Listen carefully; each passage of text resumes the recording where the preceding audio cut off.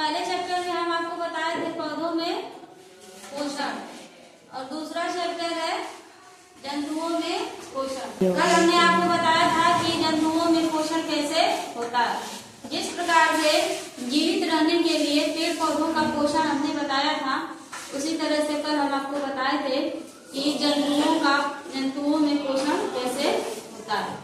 जंतु वैसे ही तो जिंदा रहता नहीं है, जंतु को कार्य करना होता है। किसी भी जीव को, जैसे हम जीव हैं एक प्रकार के, या किसी जानवर को ले लीजिए, गाय भैंस बकरी को, क्या वो ऐसे ही बिना पोषक तत्व बिना खाए पिए ऐसे ही वो जीवित रहता है?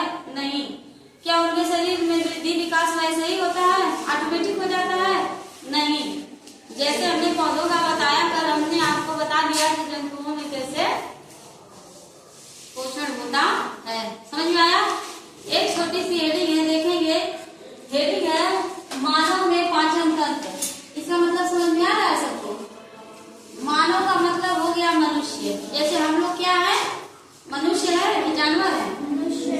देखो, जानवर भी भोजन खाता है कि नहीं खाता, लेकिन उसमें जो पाचन का प्रोसेस होता है वो अलग तरीके से होता है कि नहीं? और मनुष्य में जो भोजन का पाचन होता है वो अलग तरीके से होता है। तो अभी हम आपको जानवर का बता रहे हैं कि मनुष्य का बता रहे हैं? हाँ। तो हम लोग जो भोजन ग्रहण करते हैं, जो भोजन हम लोग खाते हैं, तो हमारे पेट में जाता है। पेट में जाता है तो उसका क्या होता है? कुछ तो होता होगा। वही चीज आज हम आपको बताएंगे कि मानव में पाचन, यानी कि मनुष्य जब भोजन ग्रहण करता है तो उसका पाचन कैसे होता है। अगर आप सुबह खाना खा के आए हैं, ठीक है, अगर वह नहीं पचेगा तो फिर आपको इच्छा करेगा शाम को खाने का, चाहे दोपहर में? नहीं। जब वो पचेगा तभी आप खाएंगे, नहीं तो पता चलेगा कि कल जैसे क्लास में आप लोग क्या कर रहे थे, प्रदूषण फैला रहे थे, तो भोजन नहीं पचेगा, तो वैसे ही आप लोग क्या करेंगे? प्रदूषण फैलाएंगे। ये सब काम नहीं करेंगे, ठीक है? ध्यान दीजिएगा। देखिए, जब मानव में पाचन, एक उदाहरण ले लीजिए। जैसे यहाँ से हमको कहाँ जाना है? खजौली जाना है कि नहीं जाना है? तो क्या हम डायरेक्ट उड़ के वहाँ चले जाएंगे? नहीं, हमको किसी न किसी माध्यम से वहाँ जाना पड़ेगा, और रास्ते में बहुत चीजें पड़ेंगी जिसको हम क्रॉस करते हुए हम कहाँ पहुँचेंगे? खजौली। वैसे ही जब मनुष्य भोजन ग्रहण करता है तो बहुत कई रास्तों से होते हुए वह कहाँ पहुँचता है? हमारे पेट में पहुँचता है।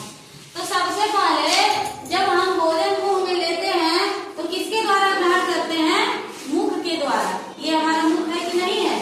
सबके पास है? कोई है ऐसा कि जिसके पास मुख नहीं है? मुख का मतलब समझ रहे हैं? मुंह जौने से खाना खाया जाएगा।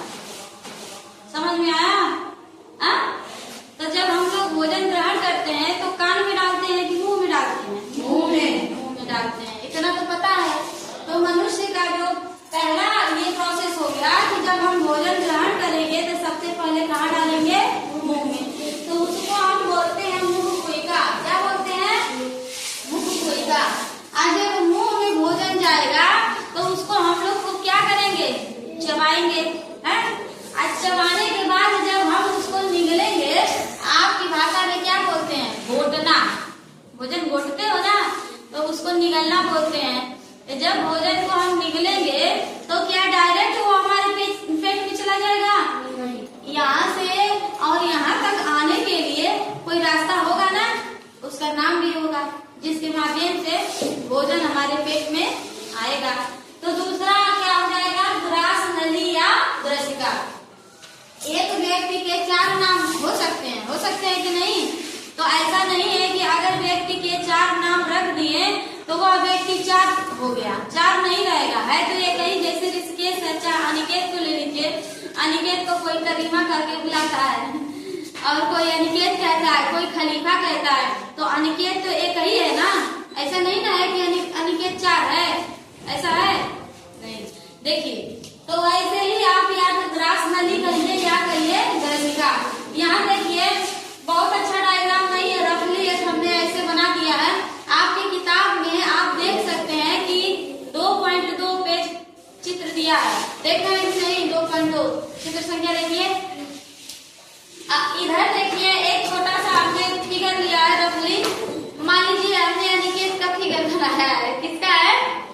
अनिकेत का, ठीक है, बुरा नहीं मानना भाई, ठीक है। तो मुख गुहिका, ये अनिकेत का क्या हो गया, मुंह हो गया। और चीजें थोड़ा थोड़ा बस दिखा रहे हैं।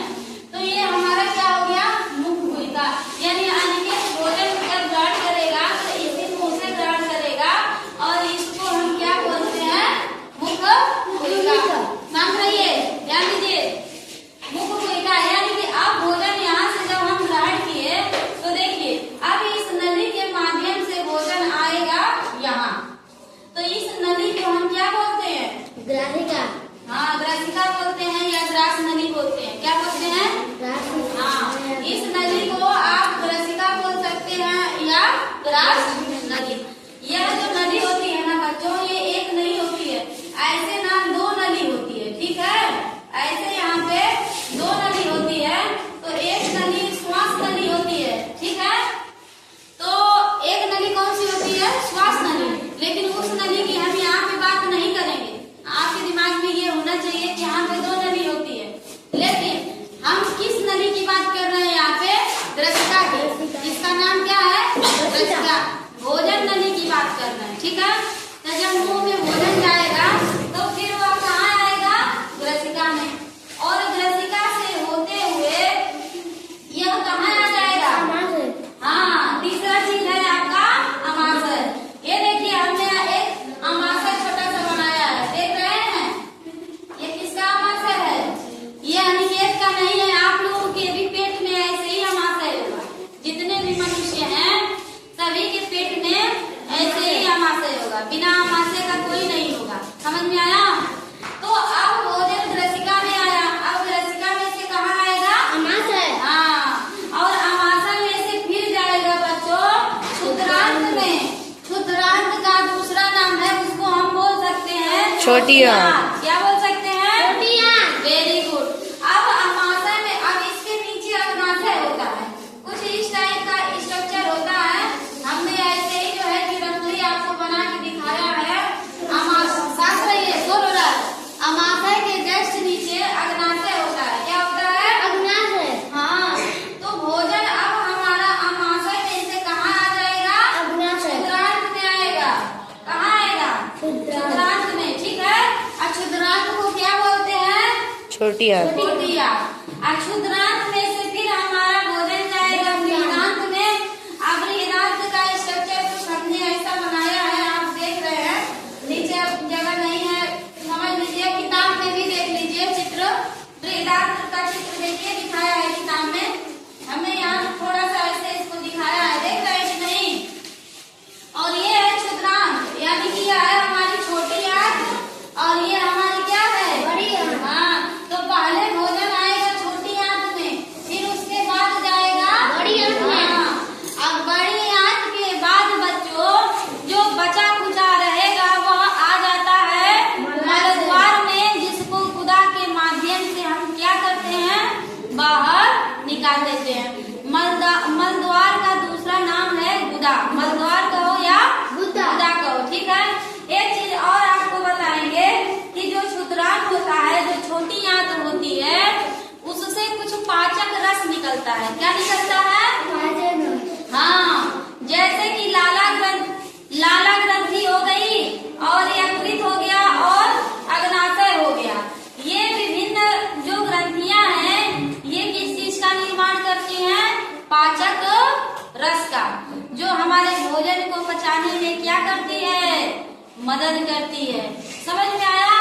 तो ये सब आहार नाल हो गया और ये सारी जो ग्रंथियां हो गई, ये सब मिल करके एक पाचन तंत्र का क्या करते हैं, निर्माण करते हैं, समझ में आया। तब जाके हमारा भोजन क्या होता है, पेट में पचता है। आई बात समझ में कि एक बार फिर से और बता दें, हाँ। अब तो ये हम आपको ऐसे ही थोड़ा रफली बताए हैं, अब एक एक चीज हम पढ़ेंगे, जैसे कि ये मुख गुहिका हो गया और ये